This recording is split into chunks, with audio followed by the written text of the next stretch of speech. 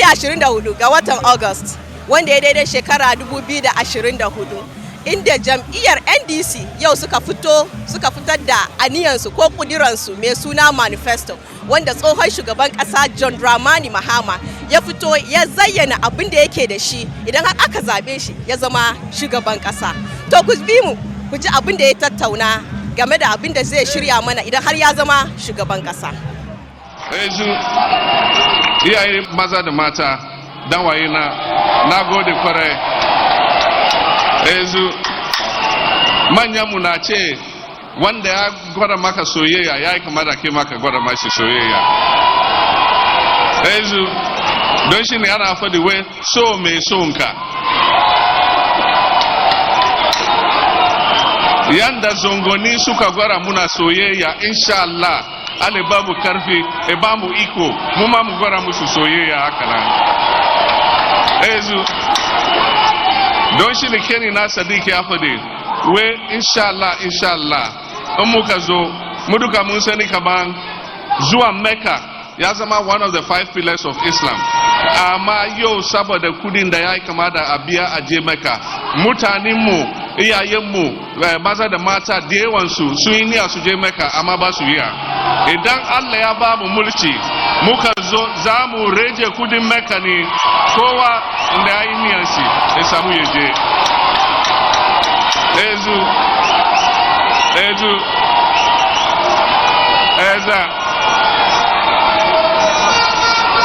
Karshen mangana na mun sani watan Ramadan in za a yi azumi ana duba watanni kamun a fara Ramadan. In za a kwance azumi ana duba ni a gani wata tukun kwance. Don shi kowane lokaci ya zo yi kaman waranga sun ci sallah yau gobe waranga kuma su ci sallah. Don shi abinda za mu yi mu kawo zaman lafiya kowa ya ji dadin sallah za mu kara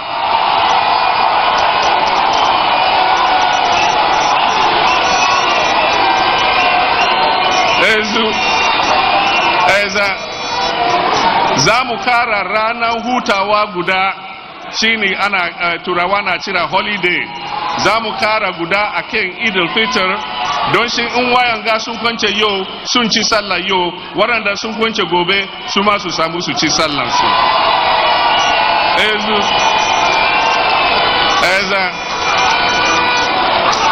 Yau dai Hausan Kano na ya zo sosai ba wasa ba.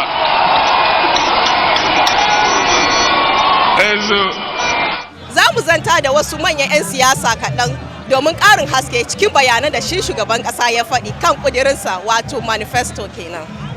Assalamu alaikum. Wa alaikum salam. Ina so kaɗan gabatar min da Sunana Baba Sadiq, ni ne NDC parliamentary candidate in Okaikwe Central.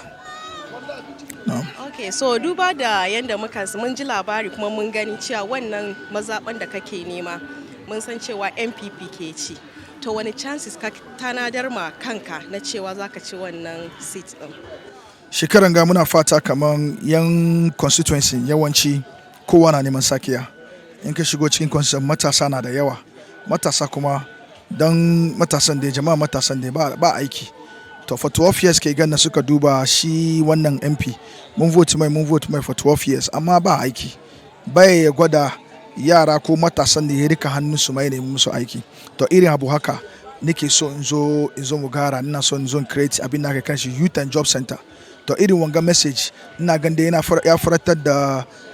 rain yan constituency nan kuma da yawa sun nuna kaman sun so su yi wannan sakiya. Muka duba irin abu haka mun gan kaman alamun na nan kaman za mu yi mu karbi sitin nan. Kuma ka duba irin aikin da muke yi, muka shiga gidaje muna house wars door to door, irin feedback da muke samu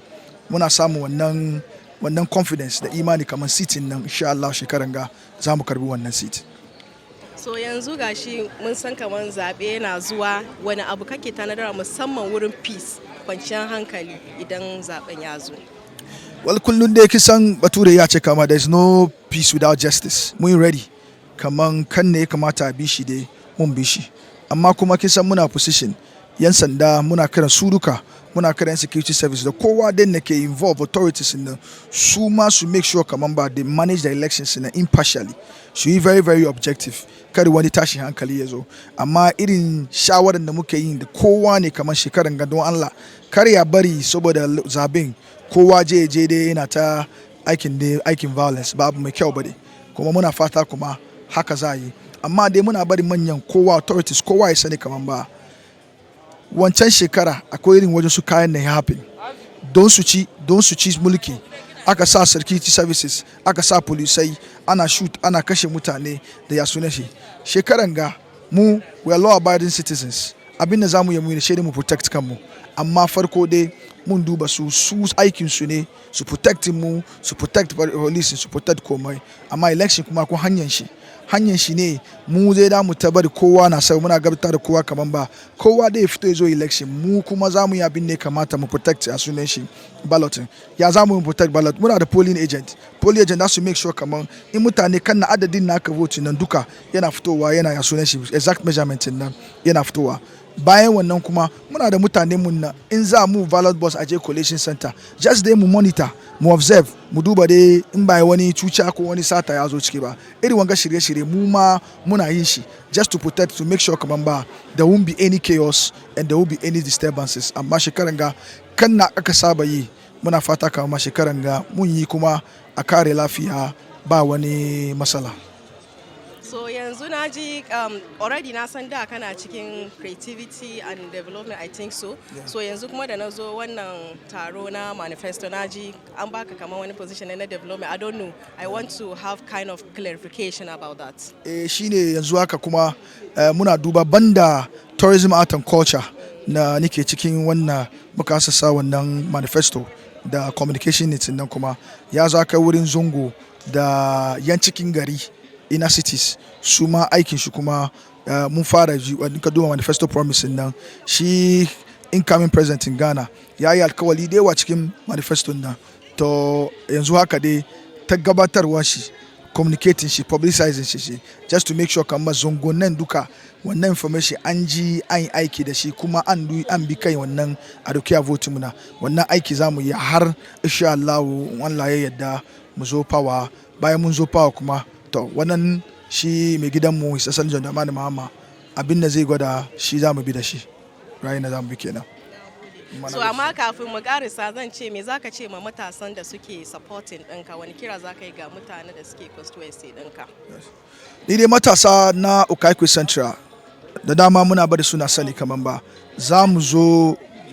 mu bari laifin su yayi sauki rayuwar su yayi sauki za mu zo muna son mu zo mu bure hanyar aikin da suke so su samu shi yi da shi ina son zo yi youth and job center na in ba su soba da su da yi don matasa su samu aiki su yi bayan wannan mun yi alkawali kamar za mu zo mu yi da National Women's Development Bank mun zo kuma da mu zo mu yi da soyayya fund iri wangaka ina son su sani kamar wata in suka vote muna iri wanga amfani duka za mu make sure mu da shi mai gidanmu da president incoming president Sassan John Dramani Mahama za mu aiki don yan constituency da matasa da kowa da mata da kowa duka su ci amfanin shi to muna fata Allah ba mu rai da lafiya kuma in wurin ya kai kuma mu cika musu alkawali to shi dai dan ce da farko dai za mu ya sunan shi mika musu godiya da irin soyayya da support da suka ba NDC over the years nan duka to irin wanga support duka yana mana dadi wanga support kuma bai banza mun imani kaman shekaran ga kuma in suka kara vote da NDC da Excellency Don Dramani Mahama da MPs mu duka za mu cika musu alkawali kan na muka bar suka sani batun schools da muka yi kafa musu wannan schools nan soyayya fund nan kuma na zuwa scholarship da muka so mu ba young science technology English engineering da maths nan wannan kuma za mu ba su kuma shi Excellency Don Dramani Mahama already ta wurin rage Hajj kudin Hajji ne ya tsada wannan duka mun yi aikin shi don Allah a duba manifesto gwa a duba irin shawaran da muka kawo a birayin mu na jamhuriyar NDC a vote muna a vote ba jama'a ni ma kuma nan MP Okaikwe Central ko parliamentary candidate Okaikwe Central kuma su vote muna don zuwa gaba mu duka mu ci amfanin shi to mun gode sosai jama'a assalamu alaikum. Assalamu alaikum. Wa alaikum salam wa rahmatullahi wa barakatuh. Zaka ga mu sunanka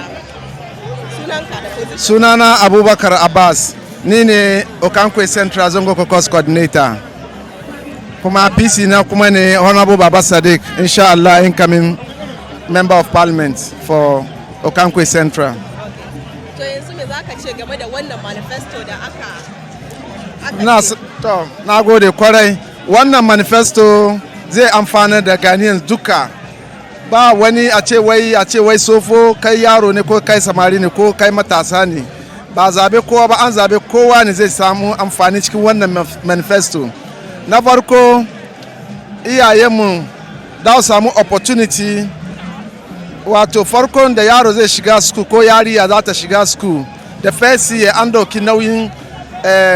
wani abu kama ce ba inda da ka je school da ka biya wasu kudin books da sauransu duka an dauki wannan duka. Ya so ina sa iyaye sun tara kudi ko sun haje kudi kan next semester ko next abin ga next year academic year su ma da su samu taimaka ma yaransu. Ka duba mata wannan fuska ma kadan ma kenan na bugo, kuma ka duba wannan 24-hour economy gan da aka yi fadin ga zai taimaka ma even matasa. Yaro ne za ka je school, iyayenka ba su da karfi wurin dokan kudi abinci da wani abubuwan da za ka sai ka taimaka ma kanka. Yaron ka tashi school ma da ka je ka yi aiki ATS, ka zo gida ka zo ka kwanta, gobe kuma ka je school, da rana ka tashi kuma ka je aiki. Wannan duka ya amfana da yara kuma iyaye kuma ya taimaka musu cikin ajiye kudinsu. Yasa an ka duba wasu ababe na cikin da muka ce za mu yi magana mu je gaba mun bata lokacin nan, amma na imani kaman the next coming of His Excellency John Dramani Mahama, ina sama Ghana zai zama kaman wani abu kaman turai ne, domin aiki zai basu kowa ya samu wani abu yana yi. Ga mata kuma an musu World Bank wanda su ma da su je suna karban kudi suna sanansu da shi. Wannan interest kuma ba wani interest ke kai ba, wani kadan kawai ne. Isa an ka duba shirye-shiryen da His Excellency ya je muna 2024 ga wallahi zai taimaka ma kowa cikin garin shama Allah. To duba da naji kaman kai ne wanda kake fara ma Baba Sadiq baya. To ya kake gani zai kasance wannan siyasa, duba da yadda muka san cewa shekara 12 NPP ke mulkin wannan constituency. Kana da tabbacin cewa za ku ci wannan zabe? Insha Allah. Honorable Baba Sadiq ya zo muna kaman mu ce dai Allah ne ya sauko muna shi cikin wannan constituency. Domin ko da ma shi ma wurin aka haife shi. Kuma ya gan wahala da yanda ake tafiya da lamarin cikin constituency mu, sai ya kawo kanshi ya ce ba ya zo ya taimaka, ya so shi ma ya ru wannan constituency. Insha Allah cikin yayyen shi, campaign shi, maganganun shi da yanda yake approach mutane, maganganun da yake doka da wanda kuma shi ma yake bayarwa, kana ganin kamar ya yi ready ya yi aiki. Kuma muna fata yanda matasa suka mara mai, ba taba mara ma wani PC mu cikin Okankwe Central kamar yadda aka mara ma Honorable Baba Sadiq ba. Isa kan wannan na imani da ikon Allah za mu same shi ya zama Member of Parliament. Kuma an ka duba shi wanda incumbent ganda ke kanmu yanzu haka, ba wani kokari bai da wani legacy da za a ce ba yau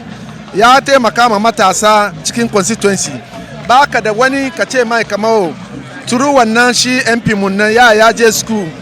an ba shi scholarship ko ya samu wani military ko wani armed forces, ba ka samun wani haka. Waɗanda aka ba su wannan opportunity ya fito ga national chief imam, ya matasa fudu aka ba wannan opportunity amma turu national chief imam. Esa shi MP mun nan ba wani legacy da ya je yanzu haka ga yake fariya da shede ya zo ce muka kamar in ya kai azumi sai yana kawo wani sikiri da wani su kanana yana raba ma mutane. Wannan kuma ba wannan muke muna neman legacy ne. Da miliyan ka duba hospital ma da kanshi ma ba wani hospital na kware cikin Okankwe Central.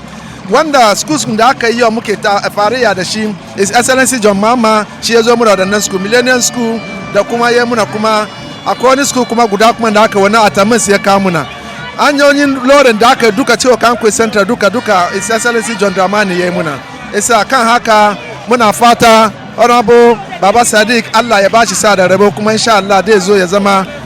shugabanci na Okankwe Central. Na gode. Okay, assalamu alaikum. Wa alaikum salam wa rahmatullahi ta'ala wa barakatuh. Sunana Ismaila Huruya Ali, Great Acadian Zongo Caucus Coordinator na jami'an NDC. So ina so yi kai mana ƙarin haske game da manifeston da aka fitar da shi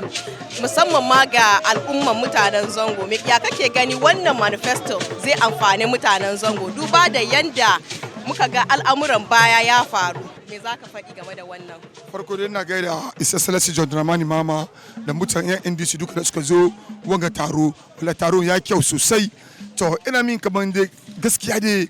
in wani ce kaman in NDC ya zo Zongo ba mu cin gaba ni dai ni ina saka min dufu. Domin ba muke karya NDC shi ya bari Zongo yau muka samu bakin magana. In ka duba tun lokaci kwamin kurma da aka yi kora busa ya kora kwamin kurma bai kora busa ya kora da busa ya kora Zongo amma da mu wani ragani sai da former president mu da late president John Rawlings sai zo cikin system nan da ya zo da yan Zongo ya arka wurin da muka fara revive kan mu back ina tunawa kaman ba Zongo in ka zo lokaci na shara zan lake Zongo a ta wuri kumin gafara wurin tafi mu ma shekin gani sister na Rawlings sai zo ya revive mu suna zagi Rawlings har aka bitke aka kafa NDC mafarin Zongo su Allah kansu da NDC kenan domin sun ga kaman NDC ke so su domin da Rawlings sai zo shi ya bari aka samu aka sana zaman mu aka gama mu yau mutane ga su san ka ba mu mutane ne Rawlings sai zo ba in zan magana wai holiday wai kana magana batun holiday in baka so ai magana batun holiday to in ranar sallah ka je aiki mu muna zuwa school muna zana exams ranar sallah Rawlings sai ka no mutane ga su ma yan gari ne mu ba su holidays yan waye mun ga su kiya Rawlings sai kai aka ba mu holiday Rawlings sai zo ba mu Hajj village His Excellency John Dramani Mahama ta musu suka gina mun Hajj village Rawlings sai zo bari kaman yanzu za mu je Hajj mu ma abi da line protocol amma da kaman da ke ma kowa Rawlings kenan His Excellency John Dramani Mahama zo bari ana dokan mutane mu from Tamale straight to Jeddah esa in sai ce mu Zongo wani abu ba kariya bane MPP ne suke raudar mu in ka duba tuna ka fara 1992 politics Zongo NDC muna ci massive 2016 MPP suka yi kokari kadan da suka kokari suka kama inda suka kuma suka muna kariya kuma sai su kwace Zongo annun mu me faru sai suka set Zongo Ministries 2020 sun perform abysmal cikin Zongo ko ba ka ba me suka yi suka rusa da Zongo Ministries wasu suka kama Zongo development me muke cikin Zongo ba kuma ne muka gani sai dai a je a renovate wani abu sai ce mana wai bambanci da kudi shi yayi kamar research akan ga an sa cikin book wai research wai bamuya wai kamar ko bamu research ko renovate da Allah kai san an yi research tun muna yara tun bamu bai sai kamar zama bamuya ba amma yau an duki sa cikin book tun da dai NDC mu ce kamar mun zo muka zo mun kara musulmai holiday domin Christians na samu 25 26 mu ma muka samu 2 days domin holiday gudan na bai samu holiday gudan na kamin ka je iri ka zo madare yayi wa sai ka ce aiki wani holiday kenan especially ranar babban sallah ka ne kai layya kai aiki na mu tun da safe kamin ka kare wurin 12 da dare ka kwana gare wai ko ka je aiki kamin ka zo mai na malayan kaman cinye ma to is essentially John Dramani ga mu kuma yanzu na malayan na in kai aikin layyan na ke za ka zama ka ci naman ka gida da next day ya kara mu na holiday ba mu ya promise ya sunan shi chief imam ina wurin wannan maulidi where by the end of 2022 zango nemu duka 16 zango nemu na duka 16 register ka musa mu Islamic secondary school ina yake His Excellency John Dramani wo yazo within 4 years sai mu na 3 secondary school uku guda sector guda middle belt da guda northern belt ko ba ka ba kuma na imani kaman yayi even da yake kan power ma yana gina wani Islamic technical school da ta cima Islamic ina ta cima ko ba ka ba da muka sauka mulki buri na da sauran daji yanzu aka zako kike kwana cikin wannan building na so muka ga kamar NDC ya ce kamar yayi abin Zongo duka abin da ya tabbata ne kamar yayi so ka ku shakka yan Zongo ku fito ku vote ku mara Mahama baya insha Allah 2025 ku fara gan sakiya cikin Zongo su mu da abubuwan mu duka zo sake in Allah ya da. Assalamu alaikum warahmatullahi ta'ala wabarakatuh.